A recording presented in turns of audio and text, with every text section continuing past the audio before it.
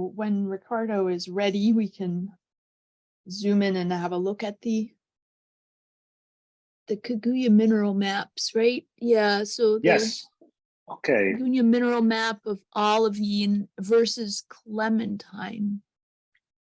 We have here our, Camera maps. These ones, we have clinopyroxene percentage, olivine percentage, orthopyroxene, and plagioclase. And we also have the clementine, so I guess maybe we can start with clementine. Yeah, let's just zoom in and have a look. I mean, Clementine is also not very well co-registered, but still you can, recognize the features. Go ahead, you can please. see the different things. Yeah, and naturally, I mean, these data sets are showing different things. So the clementine data is a color ratio that tries to separate out different kinds of mineral signatures by ratioing them against each other so that you get as wide a range of colors as possible. And so, yeah, in this case, I mean, when we zoom in a little bit more, you get some different colors, like you have on one side of the central peak red, on the other side of the central peak is bluer. One thing that you have to be careful about with spectral data is that although there are attempts made to remove the topographic effects from those data, it's not always 100% achieved. Because of course here, if you have the central peak is sticking up out of a flat surface, the data that's collected from the orbiter has different angles and different amounts of the sort of the spectral information that gets collected that depends on the direction that the surface is facing, whether it's facing towards the detector on the orbiter, whether it's just reflecting part of the light into the detector. And so just always be with a critical eye, looking at spectral, interpreting spectra that are on slopes. Yeah, I would like to add something in here. Yeah, so, great. Yep. Yeah, we have like a two kind of geological mapping. One is based on geomorphology, and one integrate this spectral information as well. If you just want to do a geomorphological mapping, then you don't add this information. But if you notice that this olivine difference is real and you observe in clementine data as well as in Kaguya data, then you can say, okay, there is less topographic effect and you see this contrast in different data. Then you can add it and say, this is olivine rich central peak and this is olivine poor central peak, and then you will get 2 units. But if you stick to geomorphological mapping, then you will not add this information.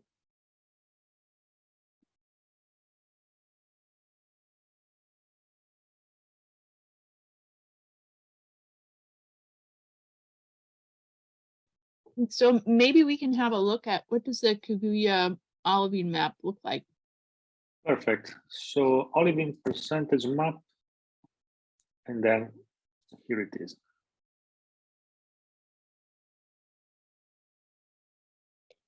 Okay, so it's particularly the other part of the central peak that we didn't mark yet. That looks like it has a very strong olivine signature, right? Right. So in this case, if I'm preparing geological map, I would separate them, and I would say, okay, this is a part of central peak, but there are two different subparts, or I would say subspecies, or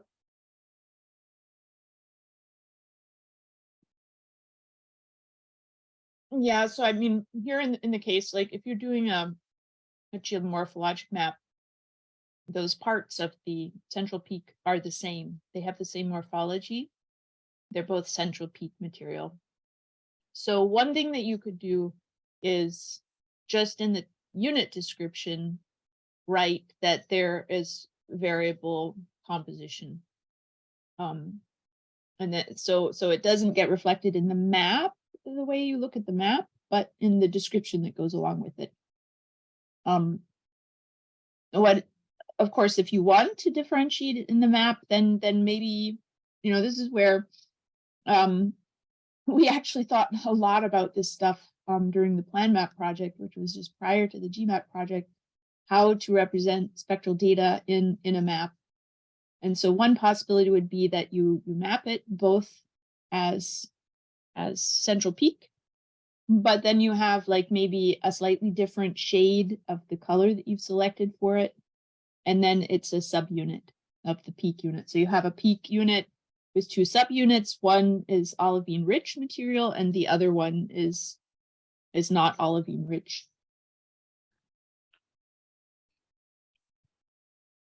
But yeah, I mean, they're still the same morphologic unit. Okay, so I will continue to mark the contacts of these two morphological units, which are the same. And then when we will create our first map iteration, we will start separating the two. My map is going to place a dot inside. We can tag it with a different name or a different color, yeah. Notation. So a different color is like olivine rich central peak and central peak without olivine signature or something like that. So for the moment, so I will revert to this. Right, yep. And I will continue to use, and I'll probably also to do an interplay between the two. One thing I wanted to say, it's also good if you want to check if contacts are sharp or not, to use the slope map that we saw yesterday. This is already color-coded in the same way for the landing site as the site I showed yesterday, but this can also give an idea of the change in slope, and sometimes this can help you identify features. So for the moment, I mark this contact here, and I guess I can switch on the WAC mosaic and see if Kaguya is helping me. Actually, Kaguya, the sun is very, very, let's say, high incidence. And so, yeah, I guess this can be an approximate contact in this region. What do you think?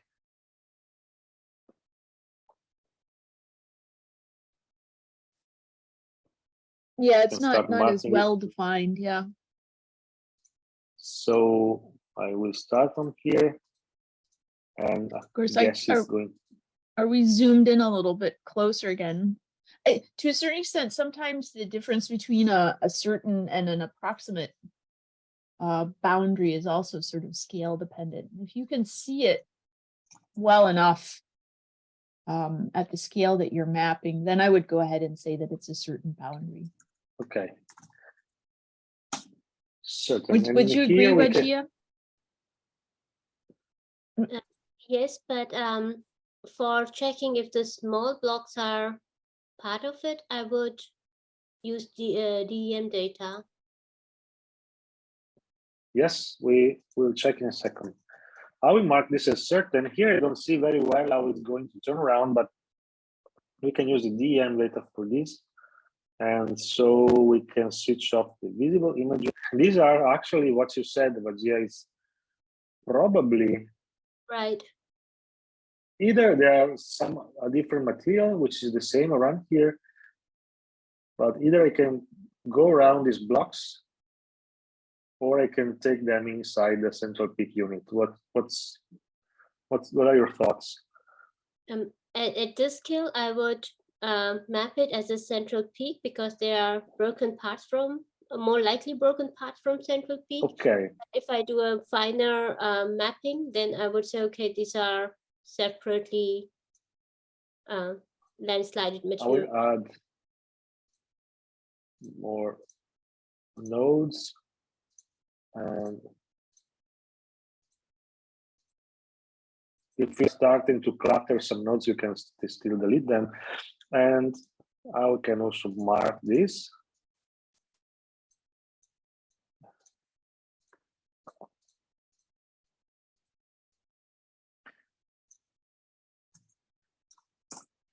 Okay, we are starting to define some shapes.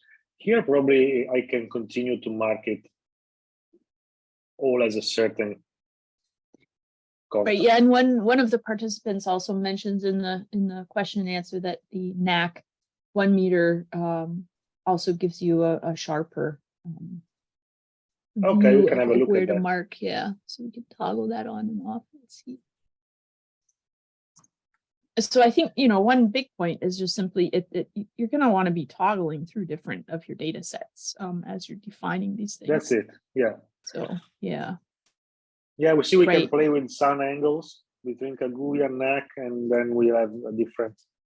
Here, for example, we have the shadows, so you don't see how it goes, the contact of this particular block. Right. But on the sunlit use side, then you Kaguya, can see it a bit Yeah. better, yeah, compared with the Kaguya. The Kaguya really seems to be more of the higher, the sun is higher, and so you're getting more albedo information than morphological information. But yeah, with the NAC, you get to Okay. see these boulders. I think, you know, it's most likely that a lot of that olivine signature comes from all those boulders that are visible at the tops of those peaks, because those are Which the ones? fresh surfaces that are not covered by regolith, that can be detected. And actually be interesting because there was a question about, you know, why is there a difference? Do we have as many of those boulders on the other one? Let me see. The other central peak? There are some, but it looks like two over to the west, there are fewer of these boulders.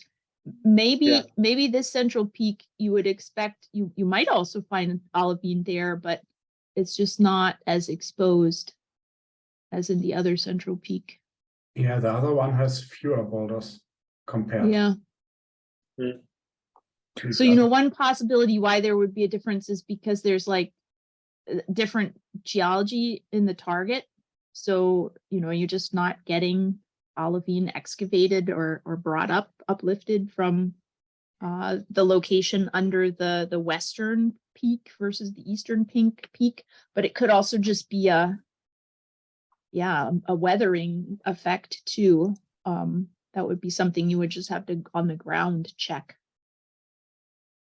Or maybe you could even, you know, do a little more specific looking at individual boulders and doing some refinement of the data sets. But yeah, I mean, clearly if you wanted to go and like try to sample the olivine stuff, which will be, you know, one of the things you would think about for designing an EVA rover or whatever, is that you might go to this eastern central peak down at the bottom of it and try to collect material from some of those boulders.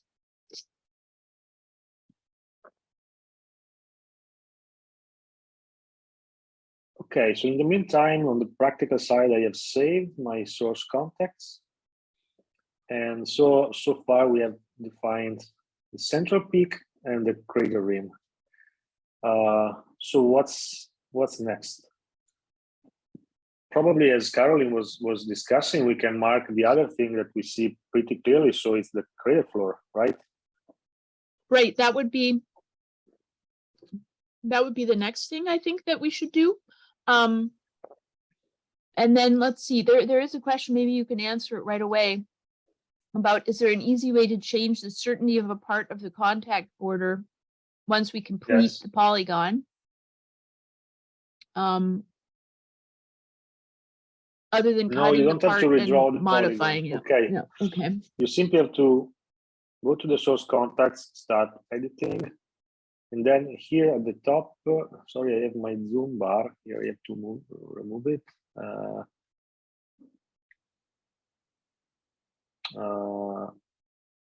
This is a floating bar. Okay.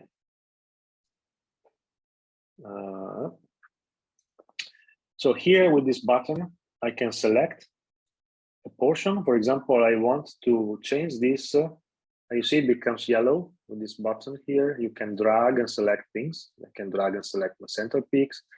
In this case, I want to change the type of this particular polyline from certain to uncertain. So now that it's selected, you remember from the first day that inside every vector file, if you right click, you have an attribute table. And inside the attribute table, you have the certainty of an object. Once you select an object, it becomes selected also in the table. And since our editing is on, I can simply go here and type approximate. Okay, I can save it, and now it's marked as an approximate contact. So once we then symbolize the whole features, this is being symbolized, for example, like a dashed line instead of a full black line. Okay, so for the moment, I will mark it again as certain. And you see that, for example, the first track here is null. Probably I forgot to put a tag here. So to check the different elements in the table, you can also go here on the left and select them. You see, once I select number 3, this is going to be highlighted. I select number 4, this is highlighted. Number 2, and number 1, we can go and check what it is. And I don't see it. Maybe it's something that is not existing, or like something I was created by mistake. So we can remove it, or we can leave it and for later. This is up to us. I choose to remove it,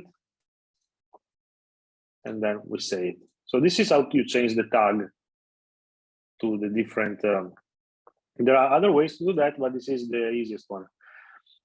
Okay, so yeah, so we also had maybe we can go and look at the southern part of the rim, that there's a impact melt flow, or a flow. Yeah. How do we map the flow? We just cut over it at the rim, or should we include it? So yeah, I mean, I guess I can see here that the rim is kind of like a little bit more hard to see exactly there.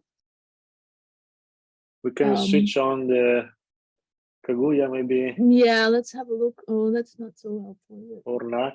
I don't know if we have NAC. We don't have NAC here. Or I can change the contrast of the Kaguya image. Carolyn. Maybe that would help. Yeah. Or we could. If you right click on the properties, we can symbolize and change the contrast or the brightness. Like, for example, I want it to be more contrasty. I can do this. This is helping a bit. I can adjust the gamma as well to make it a bit more contrasty again. Yeah, maybe with a little brighter, we can see a little bit more things. Yeah. So it seems like, I mean, it seems like to me that the rim is pretty good here and here along here. But it's kind of blocky. Maybe modify something. Blocky right here. Yeah. But I don't think that's a flow. It looks to me like it's just kind of jumbled up and there's no clear rim there. Actually, I see it up until here. Maybe here is a bit more less well defined. We can adjust it. Right. A bit. Just was going to add that you can see it here. Yeah. Yep. Now that we've zoomed in a bit. Yeah. So I would actually just draw that as a continuous Here it's here. Yeah. Yeah, we can make tweaks and adjustments to then refine our map. Yeah. And this can be done also when we generate polygons. Mm-hmm. Yeah, and then you know, if you're mapping the impact melt pools that are there, then you know you would go in and do these separately. Okay, I can do that. So we can start adding more units. Since we are here, I can start marking them. Okay, so let me see. Yeah, so we gotta check our mapping scale and make sure. Sometimes I think that's the whack. The whack is actually nicer in this case. Yeah. because they're just really nice and flat, and then you're not. It's easier to mark the borders.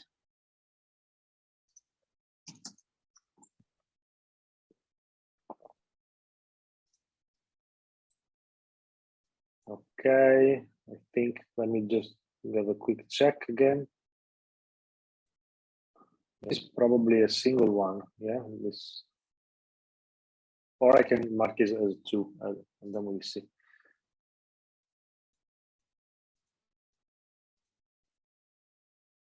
Until here.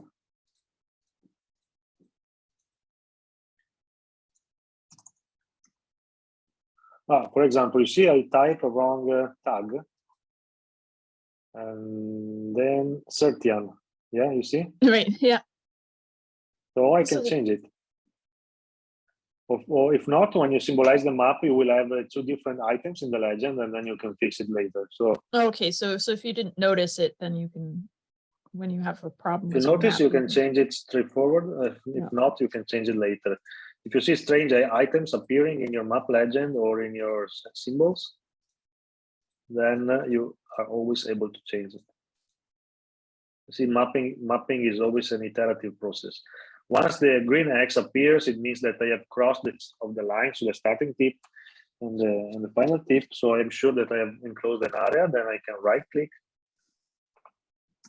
Certain. Okay, so we have quite a few melt pools. We have others for sure around here. Let me see, like probably this or this. Yeah, I would definitely mark that. Yep.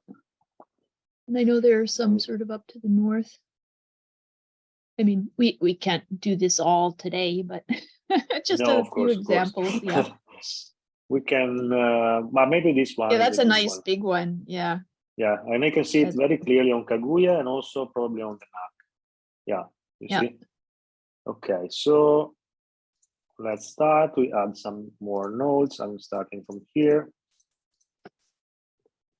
Oh, and the nice thing about that one is that here you can actually see some flows. So maybe after you've marked that, we can go and have a look at the melt flow. Yeah. Do you think in this case, the flow is very, very, I mean, I have to go down to cross it and then we can fix it later. So certain. In this case, for example, we are basically at the. Do you think this needs to be marked as a line, so a linear feature, or this can be like an outflow, like an area? Like a polygon. I mean, this one probably. I guess I would do something more like. I don't know, it's a little hard to tell exactly where it ends because of the. But then there also seems to be like one here too. I would actually do it like a polygon, like as Carolyn said, we just mark an area where you could see a flow. Otherwise, lines are too small for the scale. You wouldn't able to see if you mark such a fine feature, then you won't able to see it in your full map, full scale map. Yeah, that's true. Yeah, so rather map an area where you see the flows. Yeah, I mean, normally that doesn't happen too often except in larger craters. But yeah.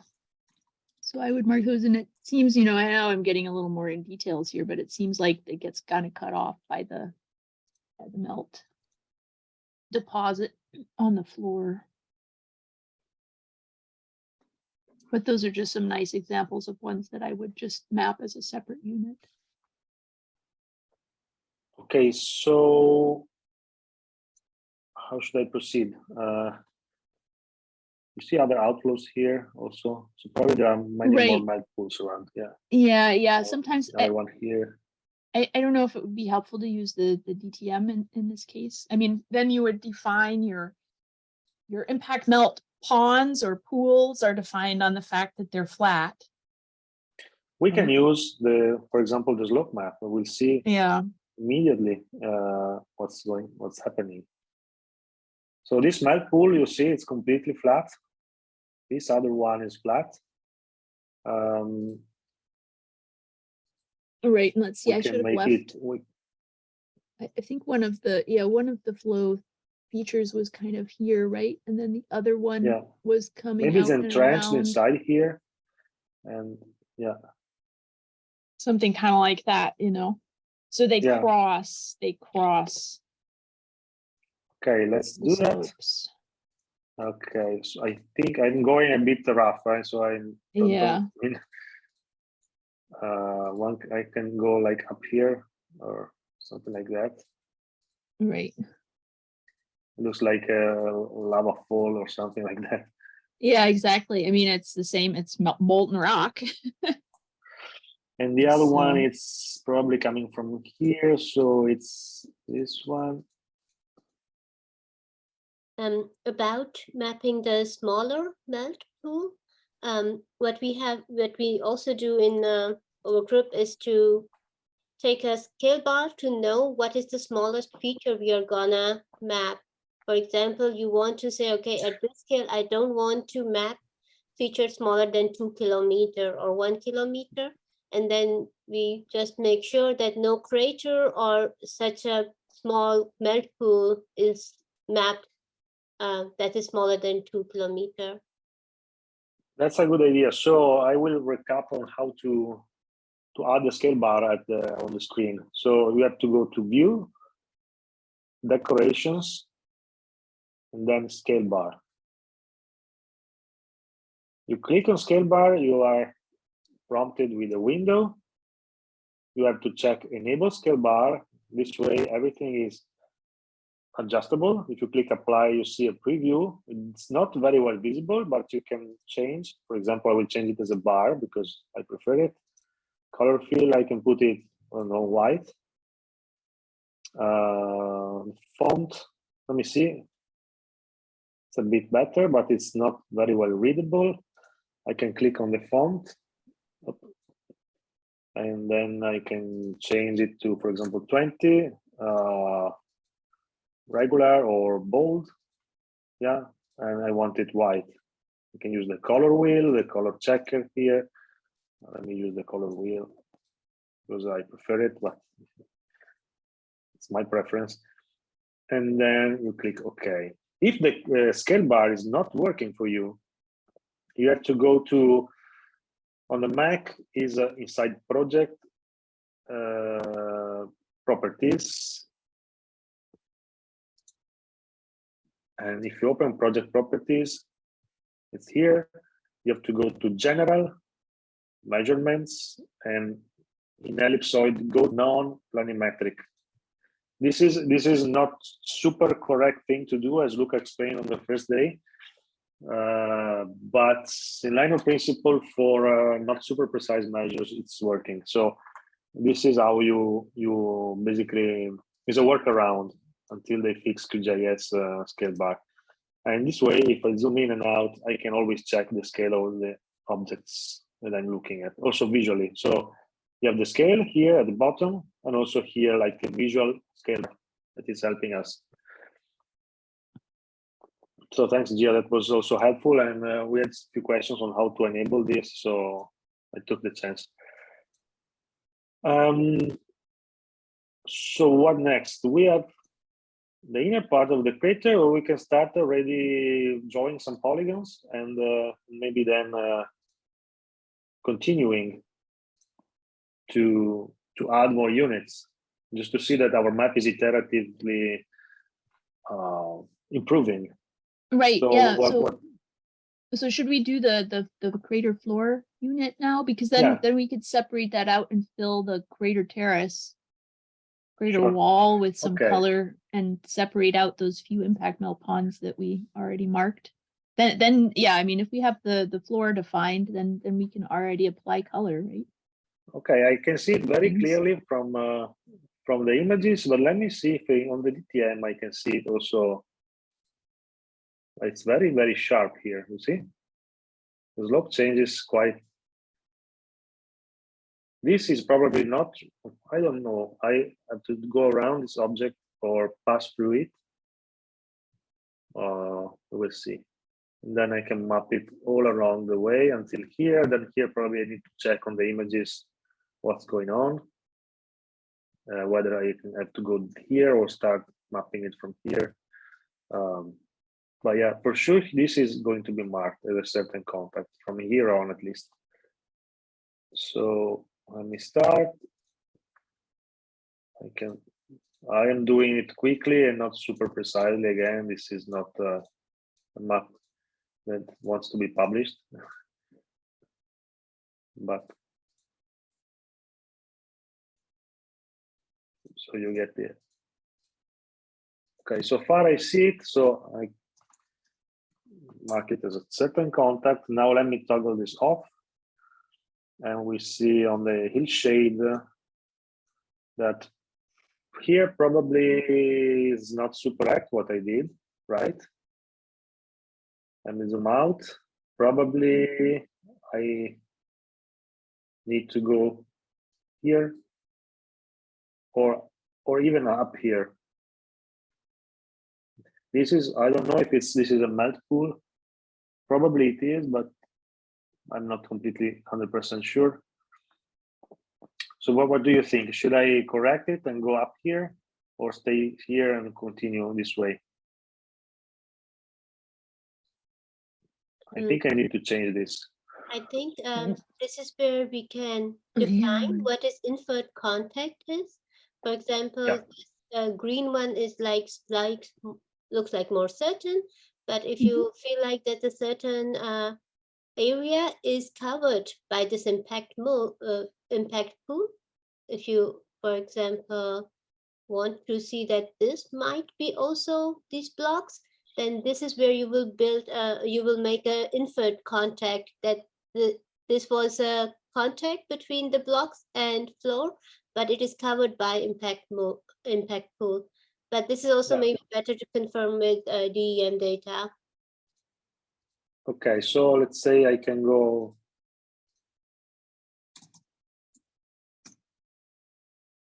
Inferred. Then we will symbolize this. And then I can continue. Let me move a bit. Zoom out. Let me check the DTM again. I guess that from here on I can follow these big blocks and go until here at least. So let me zoom in a bit. Let me see if on the WAC is better. Yeah, you can see better the contact. You see how the shadow are helping us sometimes too.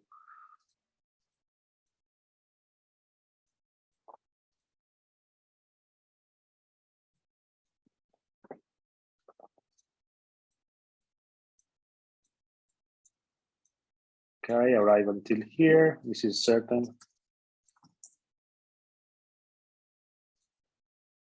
And move, and let me see what we have here. Here it's a bit more tricky. Let me check the topography. Actually, the topography looks clearer. Actually, if I wanted it to be even more clear, probably I can create another hillshade map, probably with the sunlight coming from another direction. I don't know, maybe from the southeast. This is something we can do. Shall I give it a try, or we go on with this? I think we can go on. Yeah, we can go on. Okay, so I will continue to mark it as a certain contact. I will go a bit quicker. Then we can always refine it later.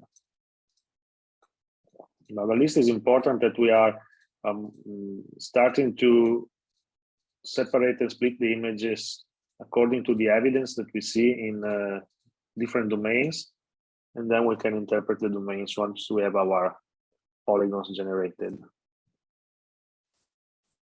And we start to interpret. It's always a good idea, then correct me if I'm wrong, but I find a very good idea not to mix observation with interpretation. Sometimes we are a bit biased by confirmation bias. As soon as we observe something, we interpret it in terms of origin and formation process, implications. Instead, it's probably a better idea to stick to the observation, to the evidence, and then Once you have collected enough evidences, for example, on the timing of formation of all the elements that we are marking here, we can start to put the pieces of the puzzle together and then start interpreting things.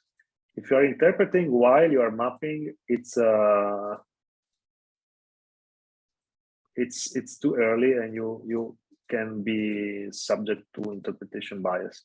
Do I go around here or pass through? Yeah. I guess that this can be part of this huge element here. Maybe I can go around and we can check later.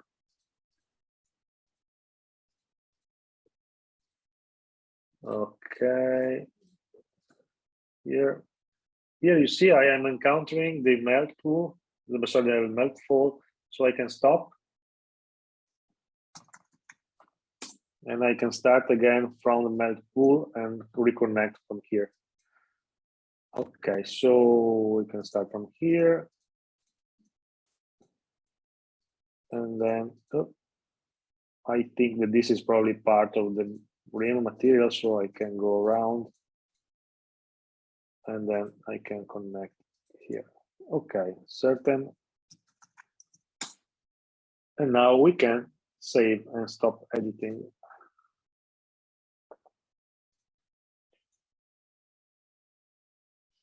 Okay.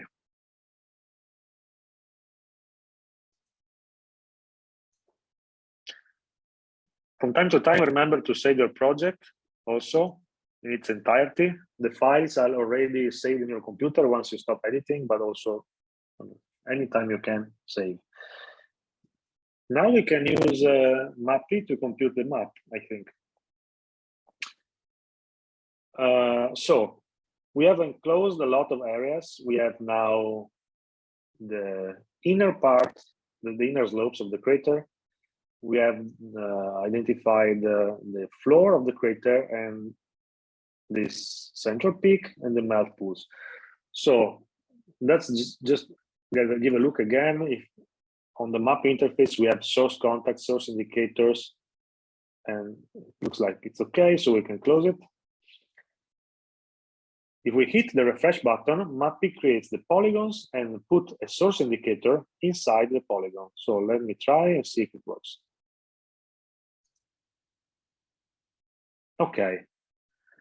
So Mappy created three things: a final map, the final contacts, and then the linear features is, sorry, only the final map and the final contacts. Linear features are, as Lucas said on Monday, just, I don't know, faults or like channels that you don't resolve at the mapping scale that you're working on.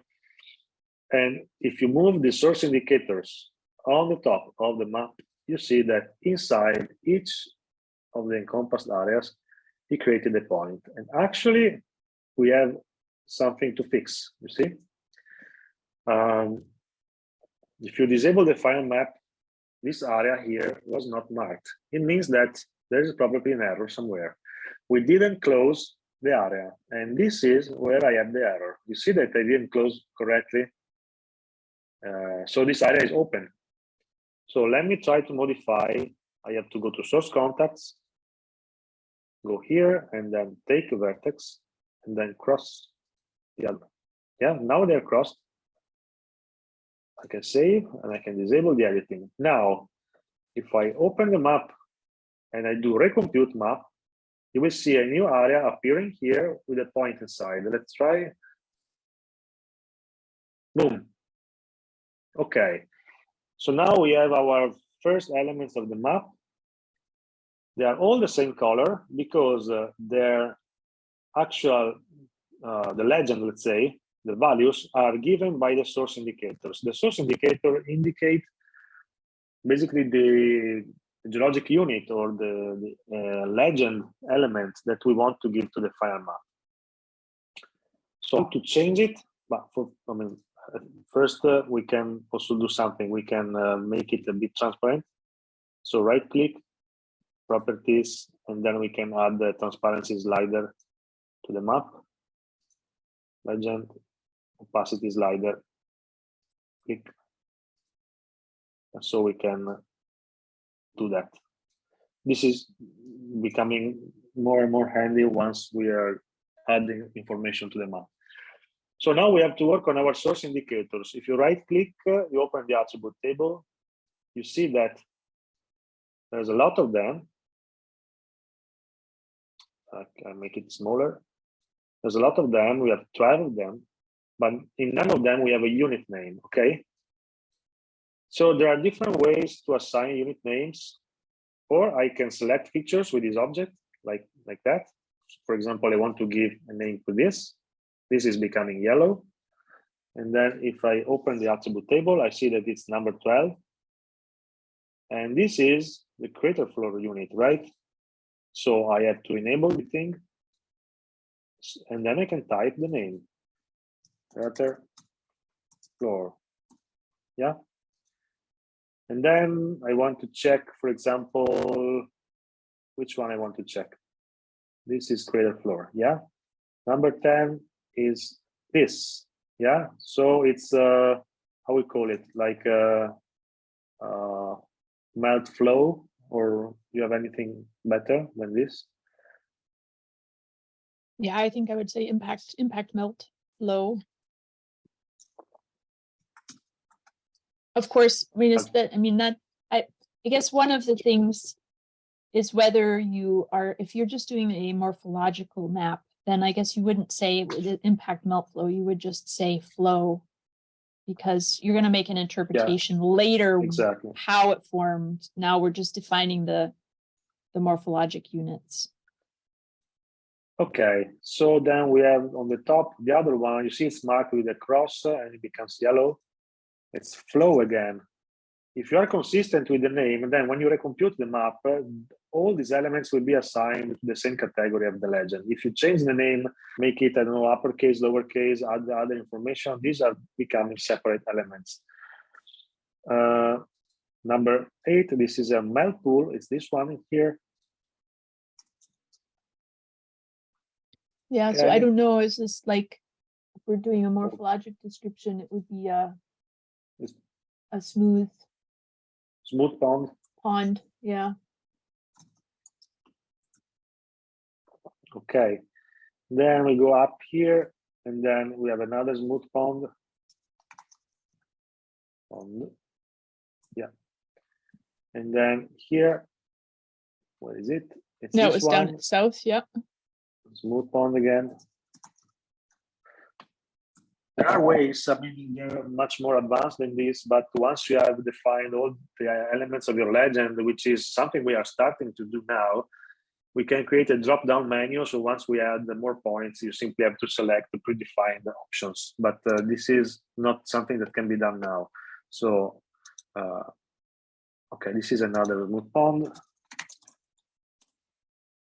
This is more technical stuff of QGIS rather than lunar mapping, so we can save it for another workshop.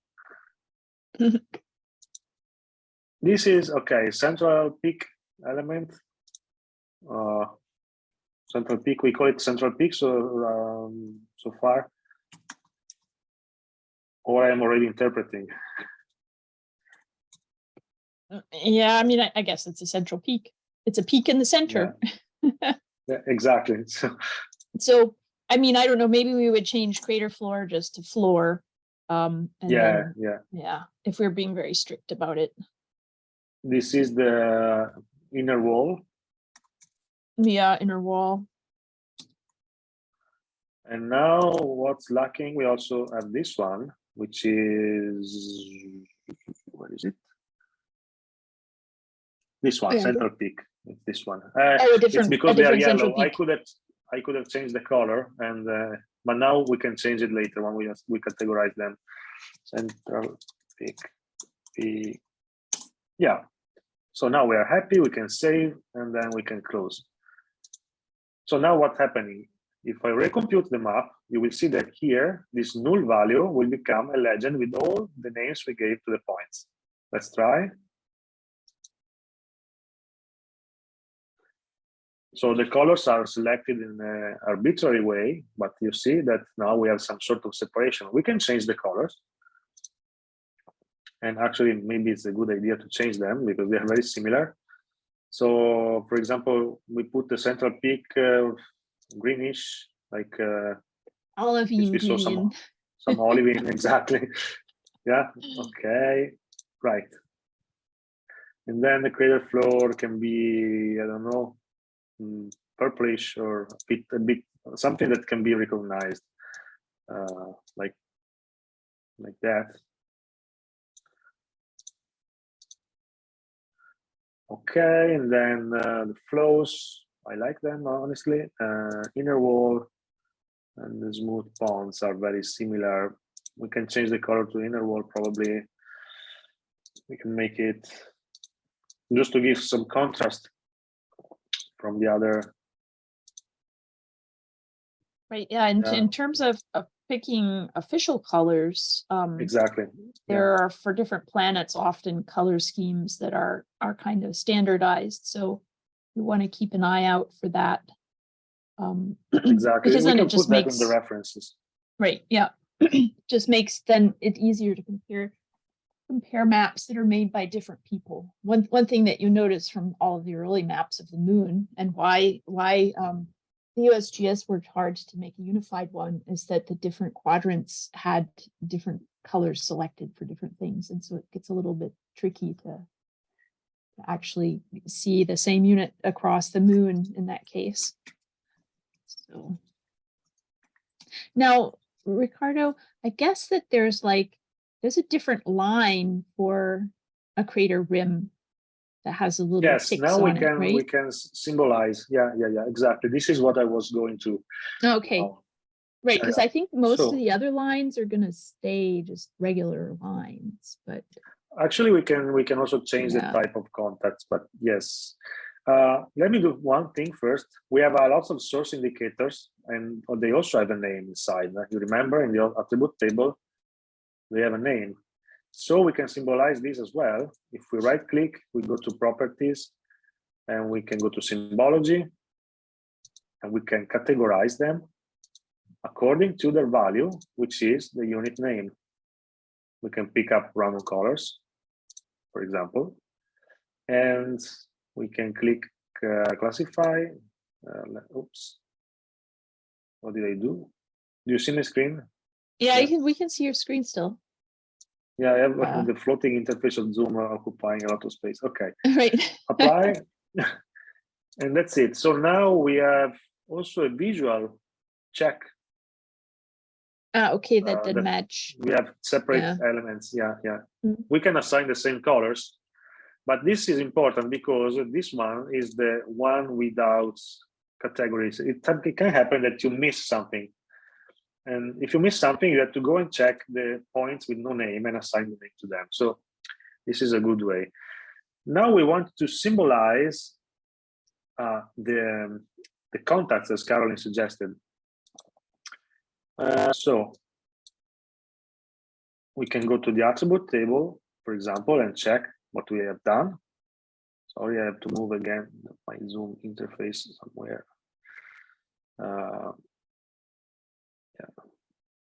Sorry. We have quite a bunch of them, so we can assign symbologies, and we do the same way. We right-click, open properties. By the way, there's a shortcut to open properties without doing right-click and properties. You can simply select, and then you double-click. If you double-click, you enter immediately properties. So symbology. We can symbolize according to a category, which is a value, and it's the certainty, And if we classify according to the certainty, we have approximate, certain, and inferred. If we click apply, we start having these symbologies, and the other values is the ones we didn't categorize yet.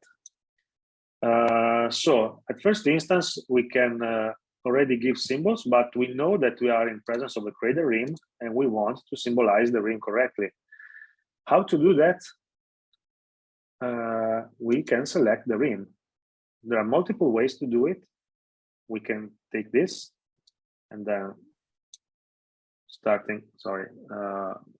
I can, the final contacts for the moment to remove. I can select the different elements of the rim like that. And we always, all the time work on source contacts. Once I have selected one, you see it's now highlighted. I can edit and I can add the rim tag. Okay, I can select another one and I have to go back to the attribute table. There's also a button here, which is more convenient than opening up with the right click and then navigate the menu. We can call it rim as well. We can go here, rim, and then we can go here, rim again. I think we are done. There's also just 3 elements, so we can save. We can stop editing, and now if we open up our source contacts, the properties, and we classify again, we see that we have rim appearing. And now we can go to symbology. So let's symbolize the rim first. So you go here, you double click, and you have your symbol selector. And we do not have the planetary symbols. If you install it with Luca, it's okay. I don't have it. I have to install them. Okay. So I will recap how to do it. We have to open up our processing toolbox. If you have a map installed, you find it inside the toolbox here. You explode it, and you go to style. No, sorry, you go to mapping, and you have this button here, which is auto download and set up mapping symbology. So again, processing toolbox. This window opens up. You scroll down, you go to mapping, auto download and set up mapping symbology. Double click. I can save it here in a default location, or you can choose your own location with this button, save to directory. Run. And then if it doesn't complain, it means that they're okay.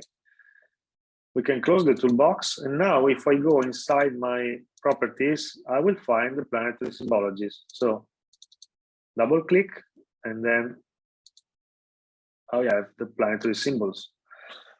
And so we can now choose the create a rim. You see how many we have: normal fold, we have a fold, contact, location concealed, inferred, approximate, everything we discussed so far.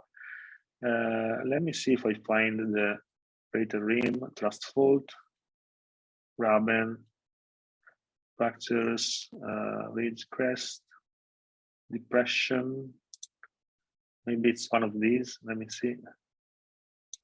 Also, you have channelized erosion. You see, wind streaks, flow direction. If we want, for example, to map the flow, the entrenched flows on the inner walls with a line, we can use this symbology to indicate the sense of flow. Or sometimes you would just have your unit, and then you could put some of those lines to indicate the flow direction on top of your unit. Yeah, somewhere. Okay, this can be rim. like a larger impact crater. That looks good. We can choose this for the moment. Yeah. I think Or that must be this. the right one. Because the other This one isn't, no, the one that you selected No. already. Because that's Yeah. endogenic. We want one for an impact crater. I guess the lines must be slightly different, or I see the little ticks marks are at a different Yeah, these are separation. different. So Yeah. which ones I choose, this or this? I think this one you chose is already correct. One is a raised frame large impact crater. Yeah. Okay, so if we click apply, we have our symbol placed correctly. You see? Yeah, that looks Here good. and all around the crater. And the nice thing is that once you add more symbols, and I will show it in a moment, more symbols, and you categorize according to rim, certain, etc., and you recompute the map, this will be automatically symbolized. So let's go and add for example, the inferred contact, which is here, planetary location inferred, and then certain, double click, contact planetary location accurate.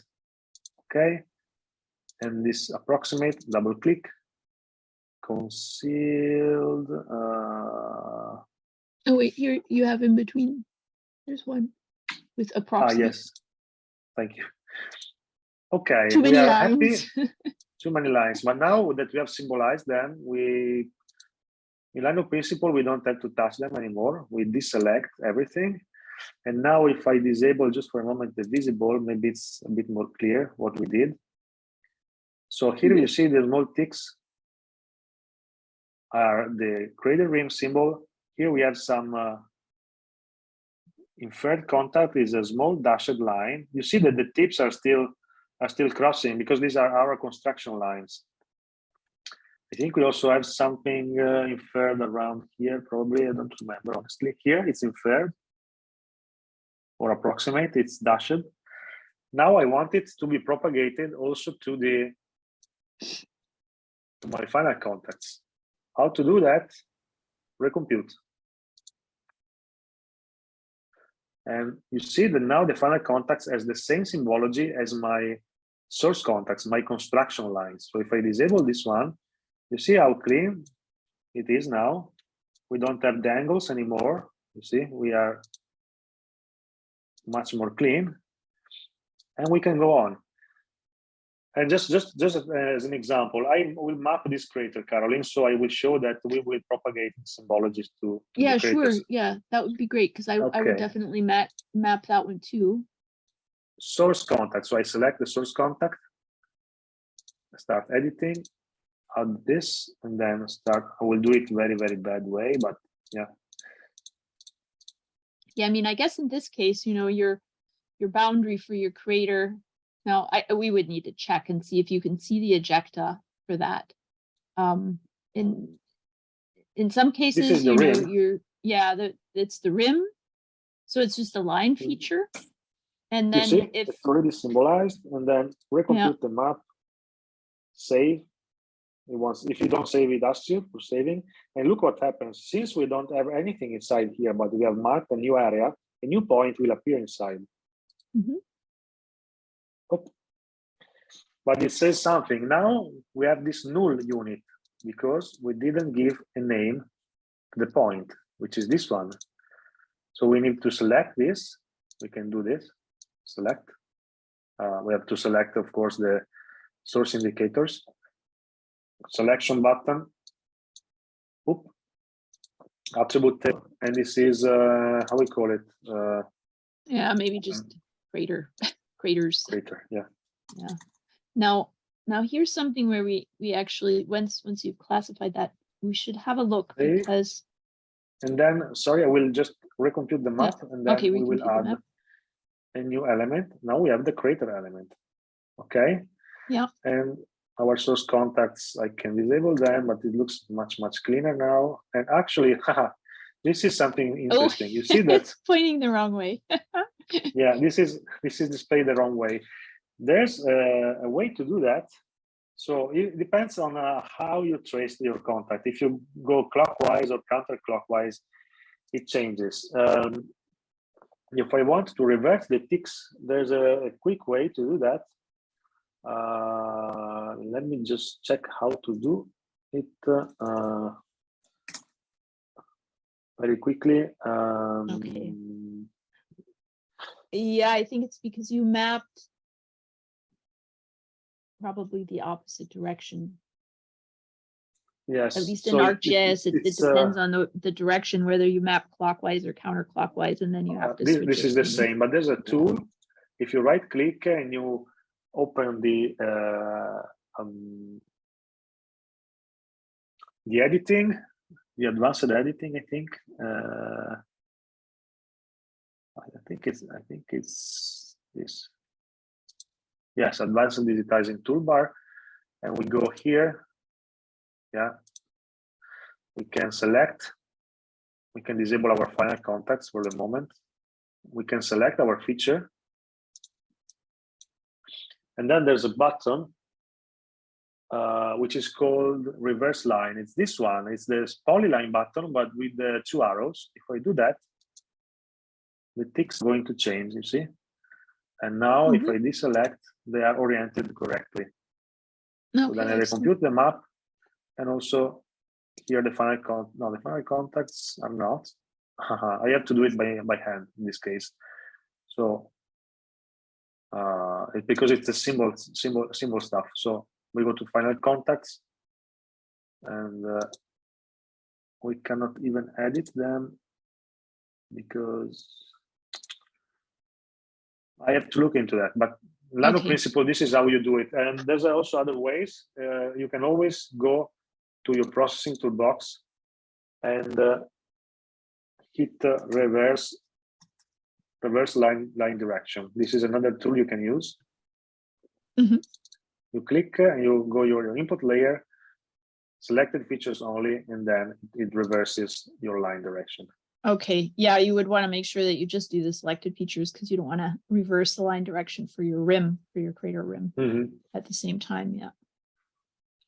Okay. Yeah, so one of the other things that I wanted to just look at in relation to this crater is, does it have visible ejecta that we can map separately? Okay, let's go and check with the images maybe. Because sometimes a crater rim is not going to be the geologic boundary. Here, I guess it's a bit hard to say. I don't think I would map ejecta in this case. Maybe in the Kaguya image you can see it a bit with kind of fantasy. It's it's a little bit. I see what you mean. It's a little softer, right? Softer and smoother. So here, kind of in this area here. Somehow. Maybe something like that. Yeah. Yeah. So then what we would need to do is to have this part also belong to the crater unit, but then you have just a polyline that shows where the crater rim is. So it's not actually a contact.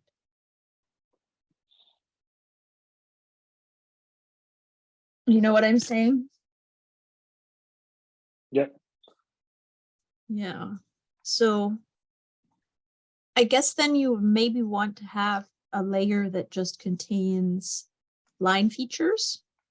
Then you can put crater rims that aren't geologic boundaries in there, along with, you know, your little flow feature lines. And if you've mapped like some of the fractures and the impact melt on the floor, those could go into the line features, because those are things that aren't separate geologic units.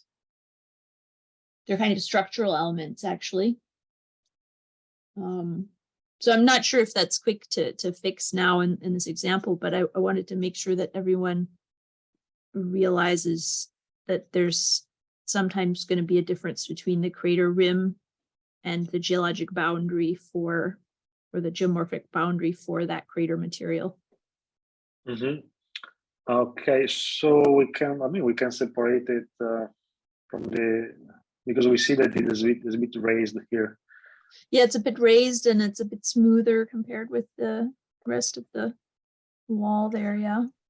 I can either change the contacts, or we call it outer rim, or just ejecta. If you want to trace ejecta, maybe check in this case it's better to check in spectral data, because these are small ejecta. You just need to see less mature regolith there, or less mature surface area. Let me see what we have. We can try with Clementine. Yeah, we see something around here, definitely. Yeah. Sort of a yellowish halo. Yeah. Yeah. Now, depending on our map scale, I mean, if this crater is big enough, we could actually separate the ejecta from the crater interior. If this crater, if mapping the ejecta though is going to be smaller than our map scale, then it just needs to be, then it should just be 1 unit instead of 2 units.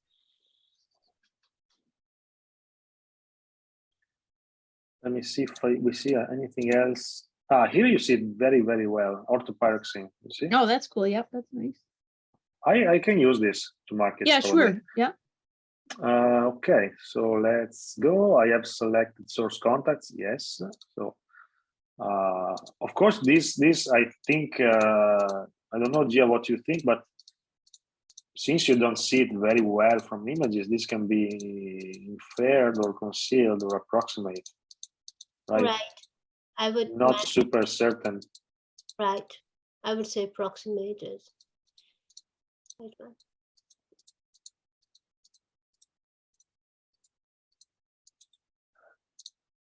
Because we also don't know if it's exactly exact extent of ejecta or it's the extent of just this mineral we are looking at the moment.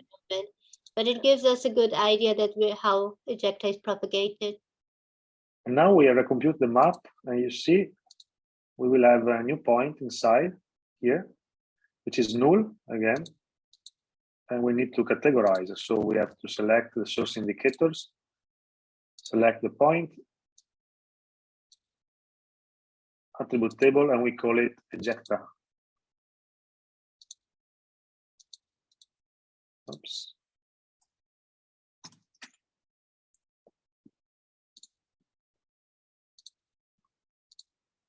Now we can close the table, we can recompute the map, and then we will have the ejecta element of the legend appearing here. We can change color later on, but yes, this is the idea.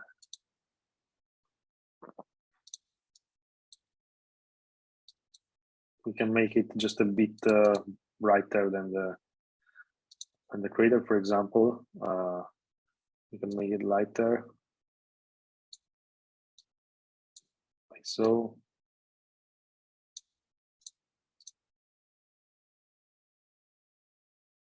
Be sure to save. Okay.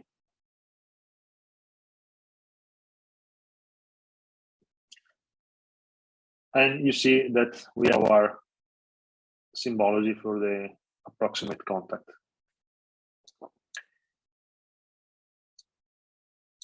Okay, now I think, Carolyn, you asked during the break to think about the interior of the crater, right?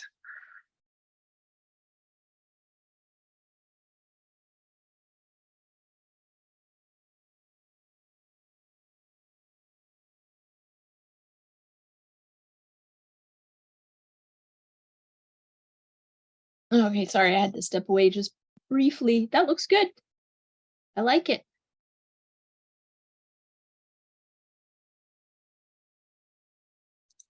Okay, now we have to think about the interior of the crater, right? This is what this was our homework for the coffee break.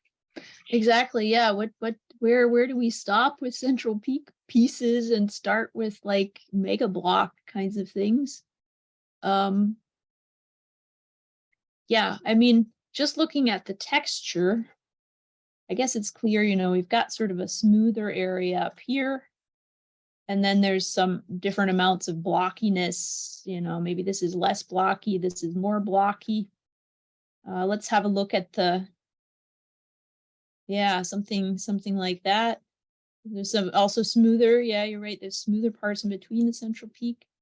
Let's have a look at the data sets and, DTM, slope. I don't know if we have some kind of roughness. Although the slope map usually is kind of helpful. We can calculate the roughness map also, maybe. Okay, let's have a look. I will disable the map for a second. So Copernicus map, collapse and disable.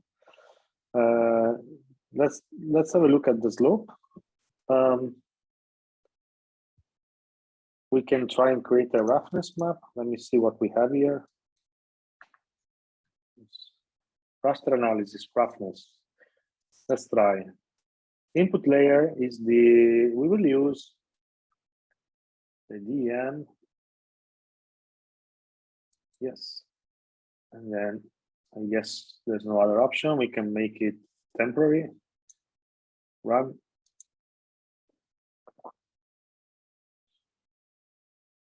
And see What's this? Maybe we can color code the roughness with the color palette. Yeah, maybe there's also possible that we just kind of cut out. Can we scale it just to the crater floor? So that we kind of Yes. cut out all the roughness on the walls. I mean, we know that's rough. Yeah. There's a very nice way to do that. Let me assign a color palette first. What can we use? Oh, you know, this purple orange one that's often kind Inferno. of nice. Yeah. Or Inferno, yeah. Okay. So if we hit apply, we have this, but it's not helping, as Carolyn suggested. Either we crop it in the interior of the crater. This is a possibility. Let me see if we can do it. Input layer. That sometimes you cannot really select the area of interest, but we can do another thing. So you can scale the values according to what you're looking at. And you can go to properties and min and max value settings. You can calculate the statistics. So assign the color palette either to the whole data set or to the current canvas or to the updated canvas. What does it mean? Current canvas is we take this information and we use this information to color only what is inside our canvas. So everything that is outside is not considered. If we want to do it here in this area, for example, we can use our canvas, properties, min max value settings, and the statistic extent current canvas. If I click apply, you see it is scaled to what we are observing here. If we want to use it, and then of course, if I zoom in and out, it stays like that. If I want to have it updated all the time with respect to what I'm looking at in that specific moment in real time, I can go to properties again, here properties, symbology, min and max value settings, updated canvas. This is interactive. If you click apply, you will see that it's being scaled to what we are observing at the specific moment. If I zoom in, the scale is adapting. You see that something that was not visible before is adapted according to what we are observing at that specific moment. Yeah.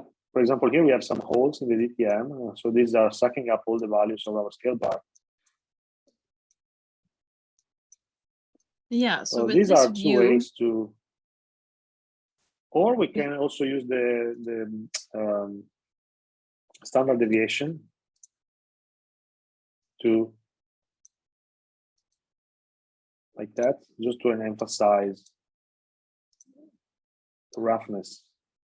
no, that looks cool. This is That gives a good how idea. it Also, appears. that shows nicely the differences in roughness that we were looking at the beginning on the ejecta outside the And crater. if you look at the scale bar, of course, the rougher it is, the much more lava you had,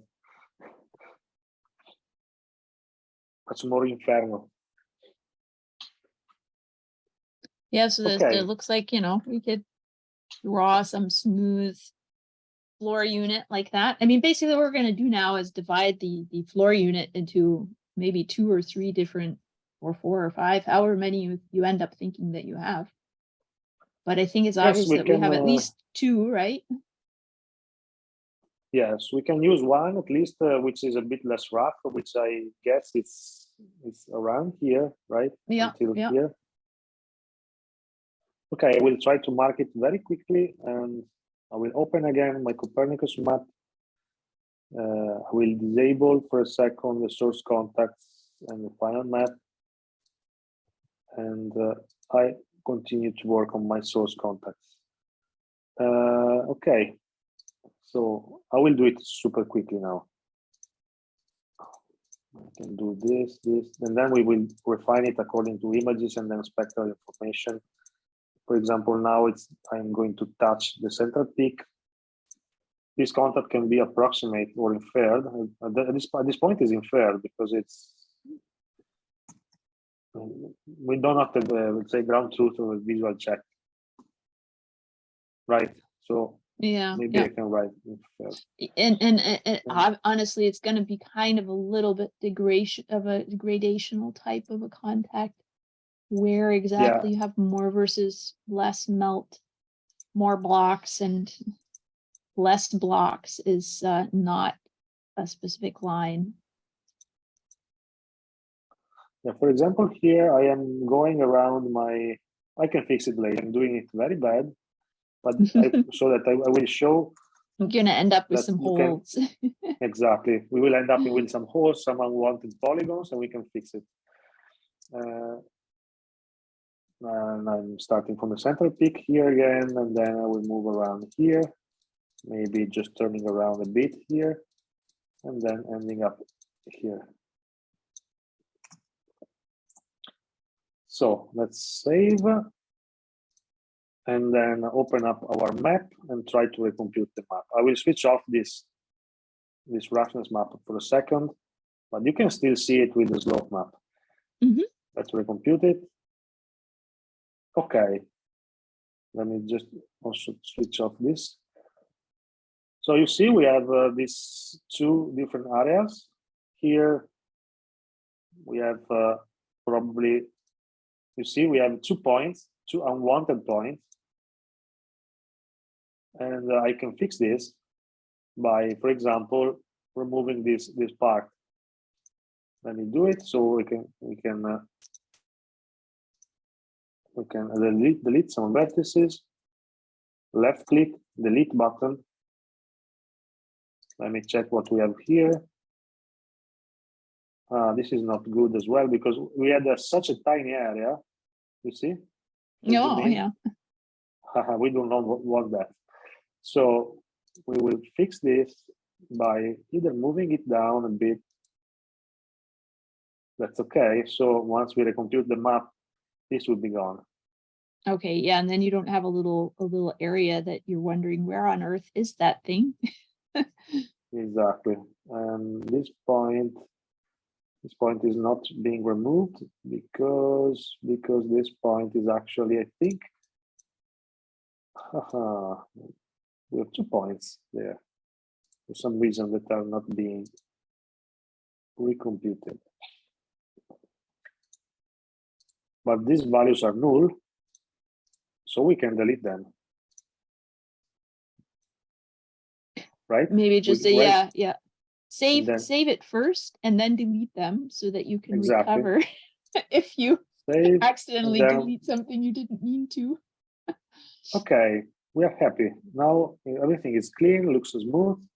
And if we go to the final context, we don't see these ugly things anymore. So look, everything looks nice now.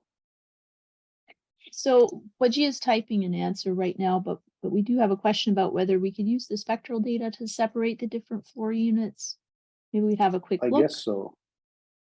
It's possible, although, I mean, the impact melt deposit there, that breccia impact melt mix of material is probably relatively homogeneous in many cases. Now, what we did see though from the Clementine data, if you turn that on, is that there is kind of a sector in the northwest of this crater that has a different composition than the rest of the crater.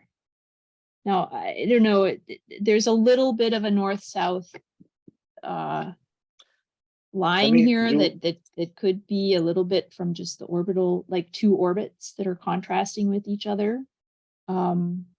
But you could then, like, I guess in this case, what I would do is like define my units, you know, like we did based on morphology and roughness and stuff. And then in the unit description, I would say that the smooth unit has a composition that is different than the rest of the crater floor. You know, and then get into some details about the description of the mineral mixtures that are different there. And yeah, that was the reason that that Riccardo used inferred contact, not a confirmed contact. So you can always recheck different data set and see where the boundaries, where you can change, if you can change boundaries, or if you see more in the one data than other, and then you can just change the context as well. Right. One thing that's interesting about Copernicus is simply that it does have a compositional difference. I mean, if you look at Tycho, for example, it does not have a compositional, such a different composition as shown here for Copernicus. So this is a little bit of a special case. I mean, I can define a little bit of geology because I made a geological map just south of it. And one of the reasons that it could have this compositional difference is because it's on a Mare unit, not unlike Tycho, which is on the highland units. And this Mare units consist of different volcanic flow with different composition. So there are volcanic flows that are olivine rich, and there are volcanic flows that are ilmenite rich. So that's why you expect to have different compositional ejecta with different composition. Yeah, that's a really good point, Wajiha. That here you might be seeing the differences between higher and lower titanium and higher and lower iron deposits, you know, Mare basalts that were in the target compared with the relatively homogeneous in composition highlands where the Tycho crater formed.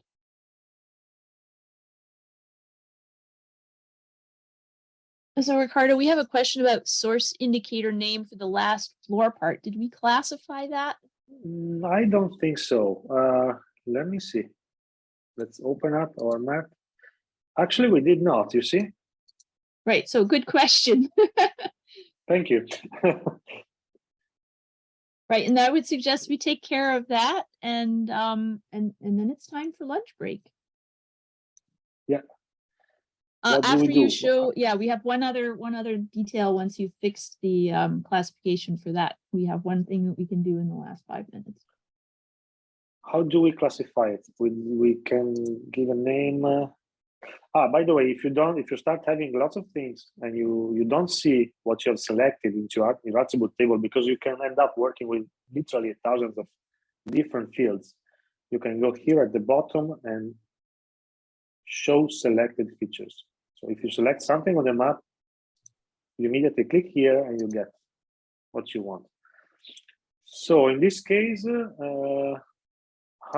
we can call it?